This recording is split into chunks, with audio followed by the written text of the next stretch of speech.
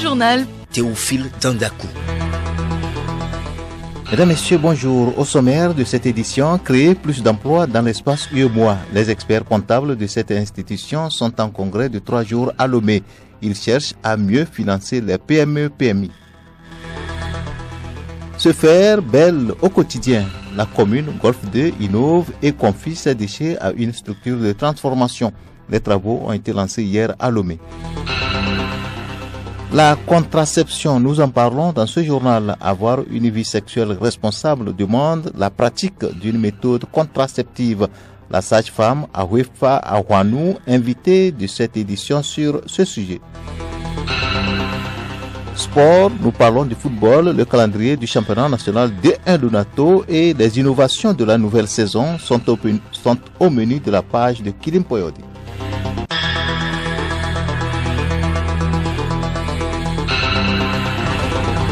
Radiolomé.tg.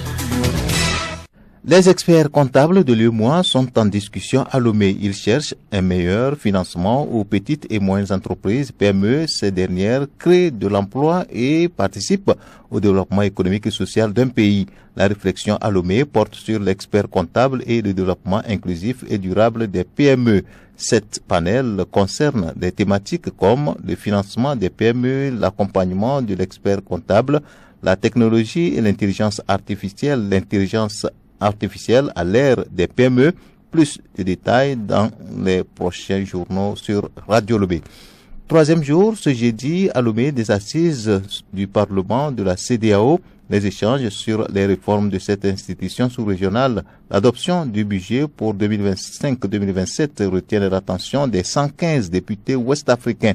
Les mesures qui seront prises lors de ce rendez-vous permettront de mieux faire face aux défis sécuritaires et économiques dans cet espace. Hortense Djoua. Dans sa présentation, Bertin Somé, secrétaire général de la Communauté économique des États d'Afrique de l'Ouest CEDEAO, a indiqué que l'institution a été créée le 28 mai 1975 à Lagos au Nigeria sous la houlette des présidents Gnassingbé Eyadema du Togo et Yakubu Gowon de la République fédérale du Nigeria. Le premier sommet de la CEDEAO s'est tenu en 1977 à Lomé au Togo. L'orateur a mis un accent particulier sur le Parlement de la CEDEAO. Selon lui, ce Parlement sert de forum de dialogue visant la promotion de l'intégration sous-régionale. C'est un cadre de consultation et de consensus des représentants des populations ouest-africaines. Bertin Somé a souligné que les députés sont élus au suffrage universel direct pour un mandat de 4 ans à compter de la date d'installation du Parlement. Le présentateur a aussi souligné que chaque année, le Parlement tient 2 sessions ordinaires dont la durée ne peut excéder 1 mois chacune. Cet organe peut se réunir en session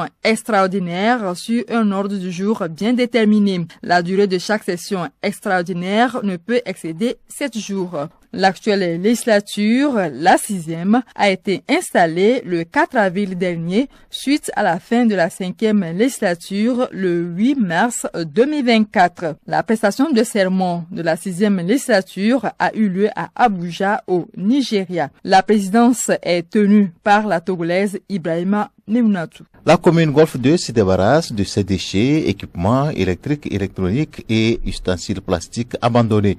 Tous ces déchets sont désormais rachetés par des éco-box installés.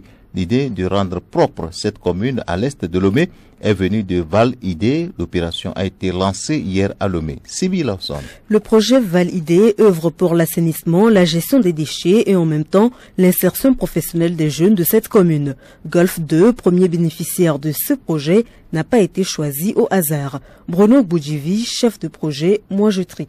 La commune de Golfe 2, dans cette première phase, bénéficie de 5 éco-box parce que c'est des questions de choix, d'avancée, de disponibilité aussi du foncier, de mobilisation des acteurs publics. C'est un mélange de tout. Il ne s'agissait pas juste de dire, OK, c'est juste la commune Golfe 2 qui prend. Mais il y a un certain nombre de calendriers. Tous les maires ont été sollicités et nous allons là où le projet est prêt à démarrer. Le maire de la commune Golfe 2, Edo Komi, promet d'accompagner ce projet pour sa pérennisation. Il est question de s'organiser et je crois que les services techniques sont déjà à pied d'œuvre pour accompagner ce projet et surtout que, vous savez, en Afrique, on a le malheur de bien commencer les choses mais de ne pas aller au bout. Mais je crois qu'au Golfe 2, tout est possible et je pense que les mesures sont déjà prises pour accompagner ce projet. Charles Badjedji, gérant d'un éco-box, décrit le processus d'échange.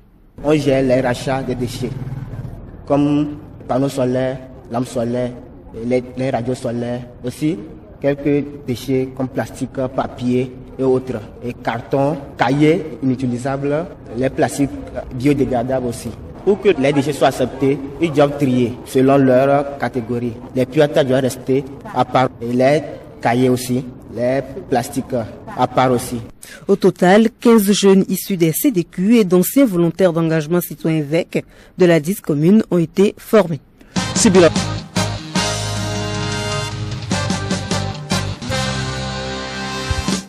La contraception et ses effets secondaires, comment s'en sortir? Madame Awefa Awanou va répondre à cette préoccupation. Elle est sage-femme d'État au CMS à Motivé à Lomé. C'est un entretien à suivre en fin de journal avec Navarana Franoudar. Un mot sur le continent africain, en aire du Congo. Un homme a été condamné hier à 20 ans de prison. La cause, il a ligoté sa femme et l'a poussée dans un puisard. C'était en avril dernier. Les organisations féministes dénoncent le nombre croissant de cas de femmes tuées par leurs conjoints au Congo, surtout dans la province de Haut-Katanga. On y dénombre 7 cas depuis janvier à Lumumbashi. Elle peut détruire le monde entier en 1 minute. La bombe nucléaire, son usage laisse des traces sur une longue durée. Le monde entier cherche à éviter ce type d'armes en proclamant la journée du 26 septembre. Journée internationale pour l'élimination totale des armes nucléaires. Alou Noyoué. L'explosion d'une arme nucléaire provoque à la fois de la chaleur, des ondes de choc et des radiations. Les forces libérées ont le potentiel de provoquer des pertes en vies humaines massives, d'anéantir habitations, bâtiments et infrastructures en 1 minute et d'avoir de graves conséquences pour l'environnement. Une bombe de 10 millitonnes cause la destruction d'une région couvrant environ 400 km². Les radiations peuvent ravager plus de 20 000 km², ce qui anéantirait presque tout un pays. À part les effets immédiats, il y a aussi les effets tardifs sur la santé de l'homme. Il s'agit par exemple de l'augmentation du nombre des cancers, des leucémies et des troubles visuels dus à une opacification du cristallin. Et des enfants naissent sans bras ou sans jambes avec la longévité réduite à cause des anomalies d'ordre génétique ou héréditaire. Et ces effets s'étendent sur plusieurs générations. Et pourtant, à ce jour, il y a encore plus de 12 000 armes nucléaires dans le monde et les pays qui les possèdent ont financé des plans à long terme pour les moderniser. Au su des conséquences susmentionnées, il s'avère impérieux de détruire ces armes car la survie de l'humanité en dépend.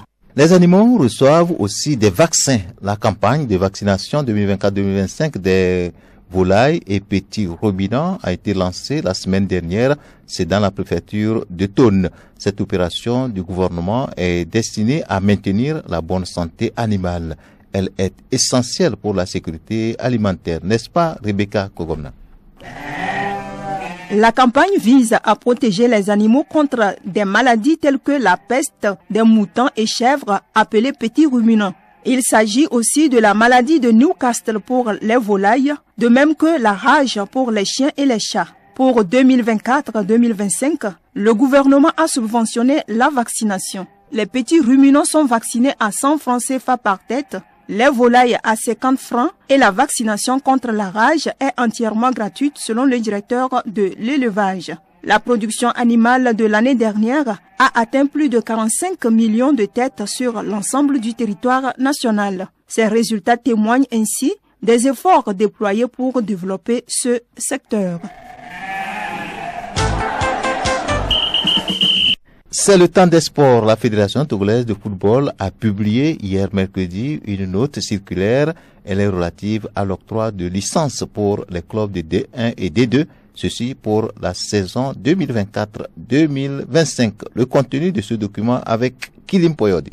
Cette démarche s'inscrit dans le cadre de la professionnalisation des compétitions locales et en conformité aux exigences de la CAF. Le document rappelle l'obligation pour les clubs de soumettre leur demande de licence via la plateforme Club, plateforme en ligne pour l'octroi de licence au club. C'est un outil mis en place par la CAF. Cela permet une gestion dématérialisée et plus efficace des dossiers d'octroi de licence. Un calendrier d'octroi de licence a été établi à cet effet et selon ce calendrier, la réunion avec les clubs est prévue pour demain vendredi. La révision et l'étude des dossiers se fait du 4 au 16 octobre. Les clubs pourront faire appel des décisions du 16 au 18 octobre et le 21 octobre est la date butoir pour l'octroi définitif de licence et l'engagement des clubs pour la saison. Seuls les clubs ayant obtenu leur licence pourront participer aux compétitions nationales pour le compte de la saison 2024-2025. C'est le temps de l'inviter. Elle permet d'espacer ou de limiter les naissances, la contraception. Cette pratique est à l'honneur chaque 26 septembre. Les méthodes de la contraception et les effets secondaires sont au menu de l'entretien entre Navarana Faranoudar et Awefa Ahwanou. Elle est sage-femme d'État au CMS Namoutivé à Lomé. C'est l'invité de la rédaction. Bonjour madame. Oui, bonjour madame. Quelles sont les différentes formes de la contraception? Nous avons de contraception permanente, ponctuelle, des contraceptions de longue durée d'action et réversibles. Parlant des contraceptions de longue durée d'action et réversibles, on a les implants, le stérilet. Les contraceptions permanentes et irréversibles, c'est la vasectomie et la ligature des troncs. Les contraceptions ponctuelles, on a les pilules, les préservatifs et les injectables. Alors, madame, est-ce qu'il y a des méthodes de contraception naturelles? Oui, il y en a. Nous avons le retrait, que nous appelons habituellement le coït interrompu. La méthode de l'allaitement maternel et de l'aménorrhée. Ça concerne la femme allaitante. Cette femme est protégée parce qu'elle ne peut pas tomber enceinte du moment où l'enfant n'a pas encore 6 mois, elle n'a pas encore eu ses menstruations et qu'elle ne donne pas de l'eau ni de bouillie à l'enfant. À quel pourcentage on peut estimer l'efficacité de ces méthodes contraceptives? Donc, quand nous prenons le collier, la méthode de l'allaitement maternel de l'aménorrhée, les dispositifs intra-utérines et autres sont efficaces à 99%. Le préservatif, c'est entre 78 et 99%. Les pilules, 99%. Madame la sage-femme, quels sont les avantages de la contraception? Elle protège les femmes, en particulier les adolescents, des risques qui peuvent présenter des grossesses pour leur santé. Et s'agissant de l'espacement des naissances, le taux de mortalité chez les enfants nés moins de 2 ans après les nés est supérieur de 60% à celui enregistré lorsque les naissances sont espacées de 3 ans ou plus de 4 ans. Une femme qui adopte une méthode contraceptive, son organisme a le temps de se reconstituer. Elle peut facilement vaquer à ses occupations. L'enfant va grandir dans de bonnes conditions. Au niveau des élèves, la jeune fille aura le temps de finir ses études, embrasser une carrière. Et pareil pour le jeune garçon aussi. Quels sont les effets secondaires ou les inconvénients de la contraception? On peut avoir l'absence des règles, des maux de tête, des saignements. Maintenant, ces effets secondaires sont gérables. Quels conseils vous avez à l'endroit de la population en général et des femmes en particulier? Je les exhorte à venir dans les centres de santé, surtout publics. Si ces jeunes sont sexuellement actifs, on va les aider à ne pas tomber enceintes au cours de leur cursus scolaire. À l'endroit de ces femmes, je dis, n'ayez pas peur. Venez. Les effets secondaires, nous allons vous l'expliquer. Madame Awefa Ahwanou, merci. Je vous en prie.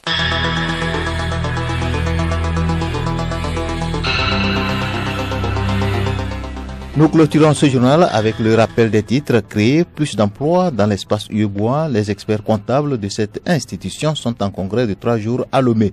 Ils cherchent à mieux financer les PME-PMI. Se faire belle au quotidien, la commune Golfe 2 innove et confie ses déchets à une structure de transformation. Les travaux ont été lancés hier à Lomé. La contraception, nous en avons parlé dans ce journal. Avoir une vie sexuelle responsable demande la pratique d'une méthode contraceptive. La sage-femme Awefa Ahwanou a été l'invitée de cette édition. Vous l'avez suivi. Sport, football, le calendrier du championnat national de 1 Lunato et les innovations de la nouvelle saison ont été au menu de la page de Kilim Poyot.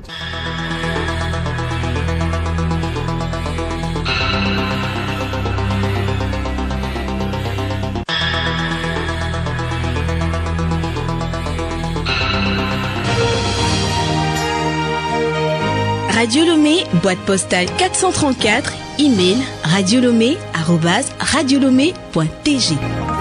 radiolomé.tg